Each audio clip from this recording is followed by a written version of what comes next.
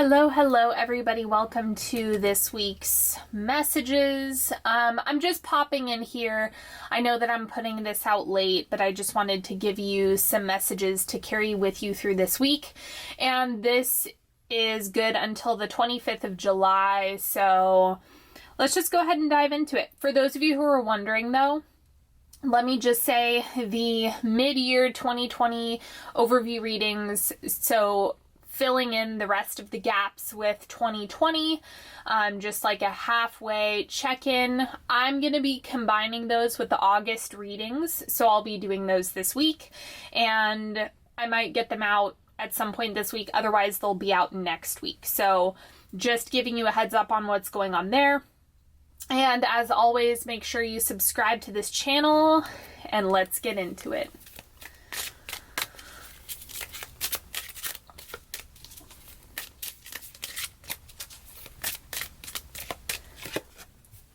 The qualities I dislike in others are disowned parts of my shadows. So this is kind of tapping into the collective shadow. It has more to do with personal wounds or personal things that you have going on, and it's more about the collective energy, the collective shadow, the parts that we want to reject, right? And that's an important part of the process, because there's an element of like, yes, of course we want to reject bad things in order to step forward and kind of cultivate the quality of experience that we want to have on earth.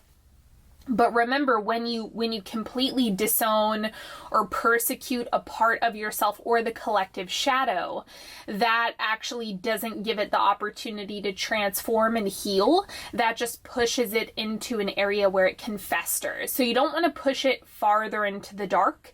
You kind of want to call it forward so it can transform. So that's just a misunderstanding that I think a lot of people have in terms of how to deal with shadow.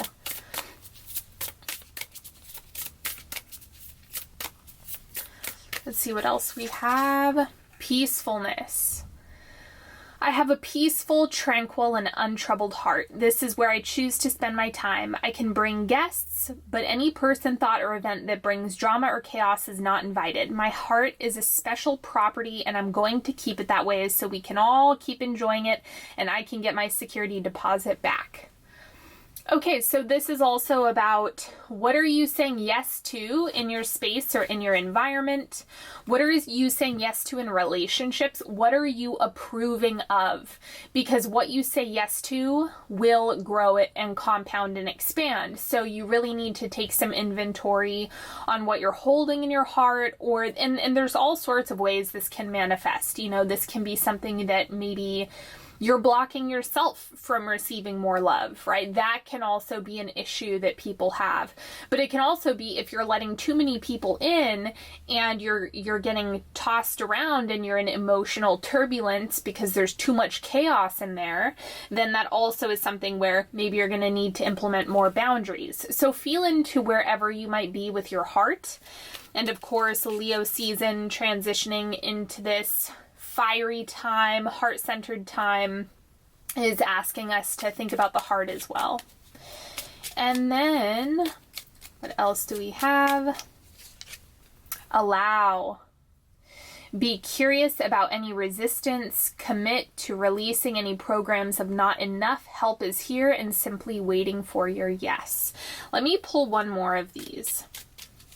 I feel like we need two this week.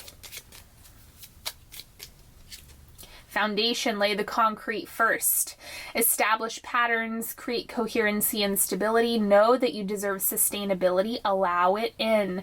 There's that allow once again. So this is about giving yourself permission to experience what you want to experience and just focus on laying the concrete. You don't do not build a house on a crappy foundation. Don't do that. Get really, really anchored into what feels good to you, what's aligned with you, what is true for you, what do you want to be true for yourself in the future, right? Script that out, cast that out into the quantum and see what happens. And also just be in a space where you allow yourself to receive good things if you're in your feminine polarity, or you can from the masculine polarity, if that's right for you, go get them, right? Go into that like sacred hunter mode.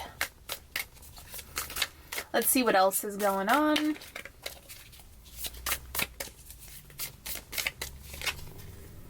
Ten of Wands. So there's definitely some overwhelm. I think that with Cancer season, there's been a lot of astrological stuff that's gone on lately, and it really wore people out. Honest to God, like it just really did a number on people this season, this year particularly. So this is actually going to be time to maybe sort and organize, potentially like see what you need to put off to the side or you need to put on the shelf.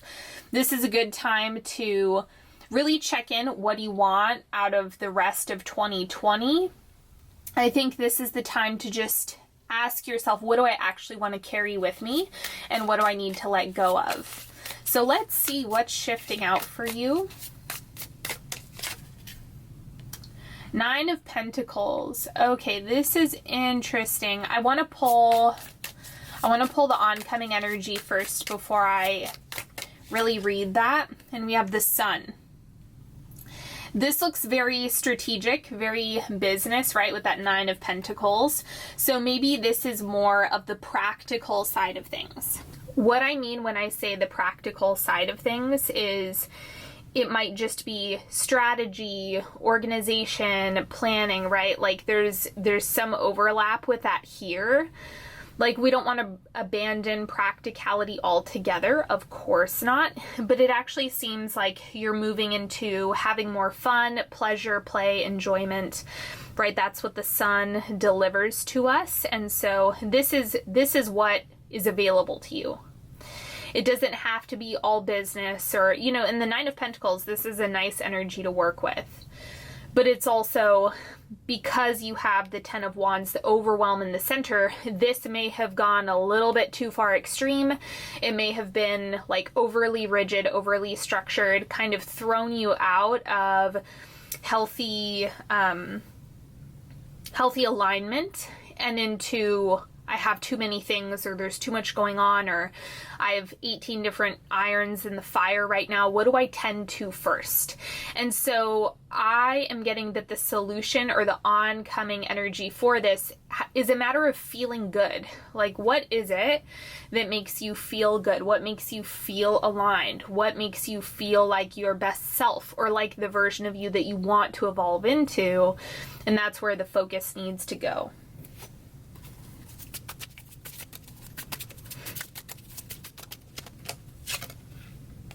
And then we have Judgment. I'm kind of seeing this as your environment. So let me see. And then we have the Chariot. Interesting. Something about this week is giving you new decisions. Like there's something that you're deciding or claiming for yourself this week. There's something that you're finally settled on. And that's actually what gives full steam ahead. That's actually what gives you the energetic boost this week, is the fact that you've decided. So if you are the type of person to and ha and spend a lot of time in limbo, or if you spend a lot of time in fear that you're going to pick wrong or you're going to go down the wrong path, which doesn't exist, by the way, that's a complete and utter lie. So the Judgment card is just saying you have to decide for yourself. You have to claim it first, and then it will come, and then it will materialize. And that's actually what's creating a lot of speed, is when you make that decision and you say, yes, this is what I'm deciding to do, or this is what I'm choosing and declaring for myself. That is what sets everything else in motion. So don't write this off as being overly simple. Don't think that making a decision is just too simple to be effective. I think you kind of need to cut out the fluff and overwhelm, get to the core of what it is you want, decide you get to have that. And then you can trust that if you've made that decision, you're aligned with that decision, and you're willing to take action from that decided space, you're not going to do something wrong as a result.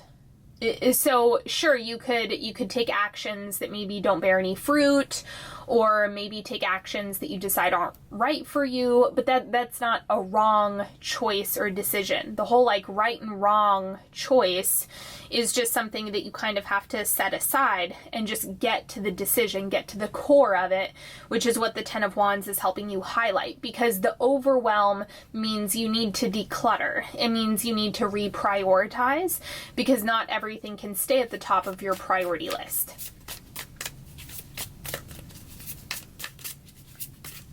And then what's happening with you personally? We have the Three of Wands. There's a bigger vision that's coming to the forefront this week. This is exciting because there's a lot of intentions being set. It's like a whole other batch of manifestations is coming to the surface. And then you have death. Something internally is changing a lot for you, so it'll be interesting to see what this is. I don't actually know what it's going to be for you, but you can trust that maybe your vision is what's changing, right? Your vision for the future, or this is about internal processing. Internal processing as in what you think, how you think, why you think. It's an upgrade on that level. It's an upgraded, elevated, oh, I'm moving into higher and higher ground, or this thing that maybe used to knock me over once upon a time, I'm actually more resilient to now because of the way I'm framing it for myself mentally. But the Three of Wands, this is actually more interesting to me right now because it's all about the future. It's about you having your big plot of land and asking, what do I want to plant here? What do I want to do with this land? And so that's what's coming through with the Three of Wands.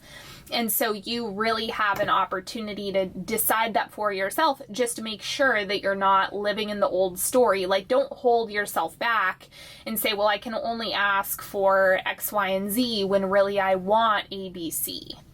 So go all out with the ask and the decision that you're making. Go all out with your vision. It's kind of like shoot for the moon. You know, they say that for a reason. If you sell yourself short, it's just going to result in you not getting as far as you could had you just set your sights a bit farther or a bit higher. So make sure that you over ask, kind of like in a negotiation, right? You want to over ask for what you want. This is no different. Even if you're like, I don't know if I'm worthy, whatever that is. Worthiness is a lie to begin with. That's not even a real thing. That's all an illusion. It's completely made up.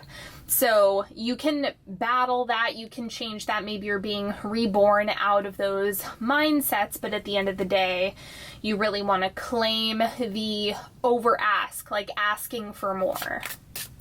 Now let's do a 3-card pick. This is an oracle deck, just a heads up. You can ask a question, ask for guidance, clarity, whatever you're needing.